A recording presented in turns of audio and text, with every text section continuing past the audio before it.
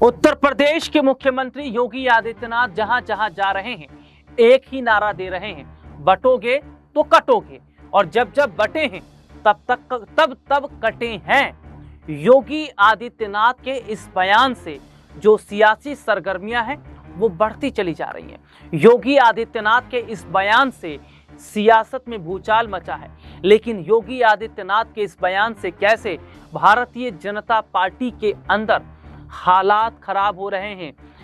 Bharatiya Janata party की जो सहयोगी पार्टियां हैं वो योगी आदित्यनाथ के बयान से खुद को किनारा कर रही हैं। और क्या योगी आदित्यनाथ का ये नारा उनके अपने लिए मुश्किलें खड़ी करेगा? नमस्कार, मैं हूं राहुल शर्मा और आप देख रहे हैं आज की बड़ी खबर। और बड़ी खबर की शुरुआत इस वक्त हम कर रहे हैं उत्तर प्रदेश के मुख्यमंत्री योगी आदित्यनाथ से।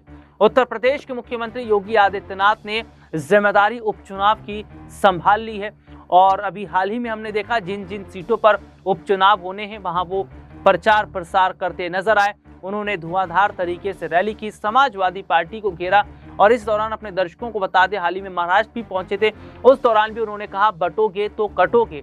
लेकिन कैसे योगी आदित्यनाथ का ये नारा उनके लिए मुश्किलें खड़ी कर रहा है और बीजेपी की सहयोगी पार्टियां आखिरकार क्यों योगी आदित्यनाथ के इस नारे से सहमत नहीं है? सबसे पहले हम उत्तर प्रदेश की बात कर लेते हैं। उत्तर प्रदेश में बीजेपी की जो सहयोगी पार्टियां हैं उनमें आरएलडी है, उनमें अपना दल है, सुभाषपा है और इसके अलावा अगर हम बात कर लेते हैं इसमें सीधे तौर पर देखा जा रहा है कि ये जो बड़ी राजनीतिक पार्टियां हैं जो सपोर्ट उत्तर प्रदेश में भारतीय जनता पार्टी को कर रही हैं। जहां जयंत चौधरी ने क्या कहा वो भी मैं बताऊंगा, अजीत पवार क्या कह रहे हैं वो भी मैं बताऊंगा, सुनिएगा। दरअसल मीरापुर जो सीट है उस सीट पर आरएलडी ने अपने उम्मीदवार को उतारा है वहां पे। और सबसे बड़ी बात क्या है कि अभी हाल ही में जो मीरापुर सीट है वहां पर प्रचार प्रसार करने जयंत चौधरी पहुंचे थे और जयंत चौधरी से सवाल जवाब हो रहा था। इस दौरान उन्होंने कहा योगी आदित्यनाथ का नारा है बटोगे तो कटोगे, इस पर आप क्या कहना चाहेंगे? उन्होंने कहा कि मैं इस नारे को लेकर वो ये सीधे तौर पर कह रहे हैं कि योगी आदित्यनाथ जी की ये अपनी राय है, ये अपनी उनकी सोच है और मैं इस पर ज्यादा कुछ नहीं बोलना चाहता।